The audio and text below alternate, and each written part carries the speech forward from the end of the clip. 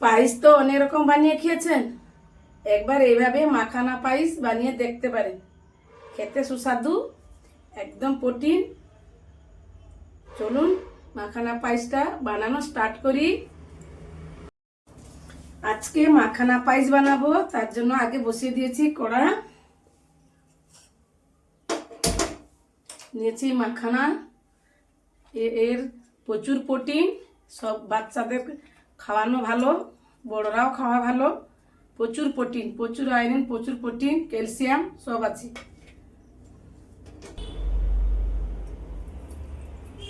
আমি 1 চামচ মতন ঘি দিয়ে দিলাম।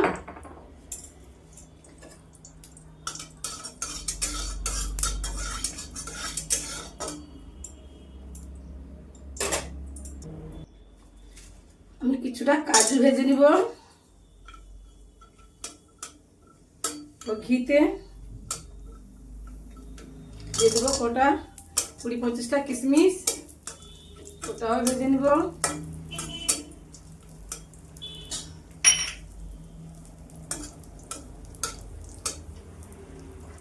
ভাজা হয়ে গেছে, তুলে নিব। ওই ঘিতে মাখনাটা ভেজে নিব।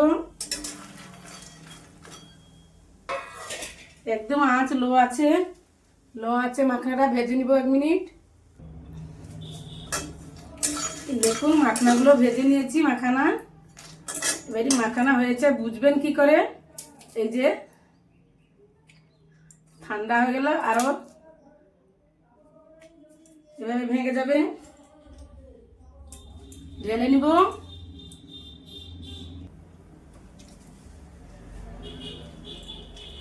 আবার কড়া বসিয়ে দিলাম, এটা সরিয়ে দিলাম, এটা পরে লাগবে। নিয়েছি 1 লিটার দুধ।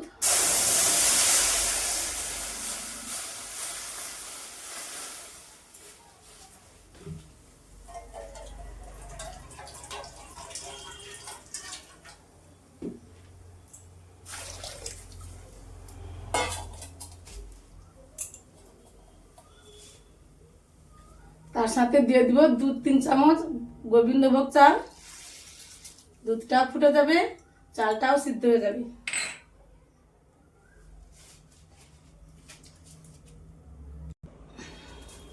চাল আর দুধ ফুটিয়ে নিয়েছি ভালো করে, এই দেখুন। এতে কিছু দিয়ে দিব কোকোনাট পাউডার, এটা অবশ্যই ব্যবহার করবেন, কিন্তু নারকেল দিবে না, ভালো লাগবে না।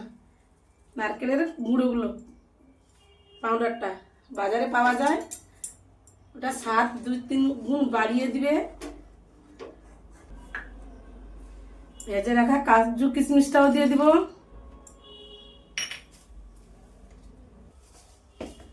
পরিমাণ মতন চিনি দিয়ে দিব। মিষ্টি যে যেভাবে খেতে পছন্দ করেন ওইভাবে। দেখুন নারকেলটা দিতে কত ঘনত্ব হলো।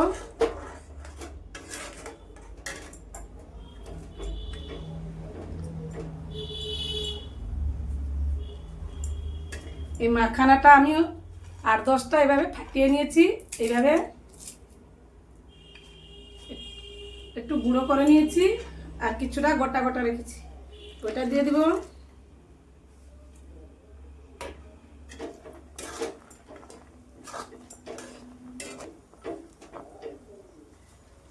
এক মিনিট ফুটিয়ে নিব।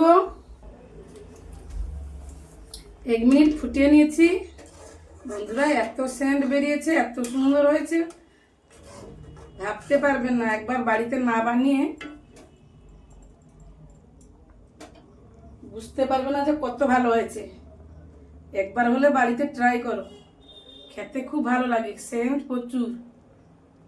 স্বাদ মতন 1 চিমটে লবণ দিয়ে দিব। পায়েসে 1 চিমটে লবণ দিলে তার স্বাদ 2 গুণ বেড়ে যায়। দেখুন আর ঘন করব না, ঠান্ডা হয়ে গেলে ঘন হয়ে যাবে। এই পর্যায়ে গ্যাসটা আমি বন্ধ করে দিব, সার্ভ করে নিব। সার্ভ করে নিয়ে চলে এসেছি। উপর থেকে পিস্তা ছড়িয়ে দিব।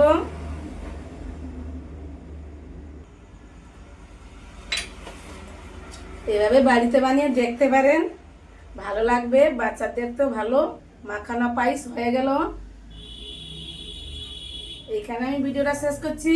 দেখা হবে অন্য কোনো ভিডিওতে।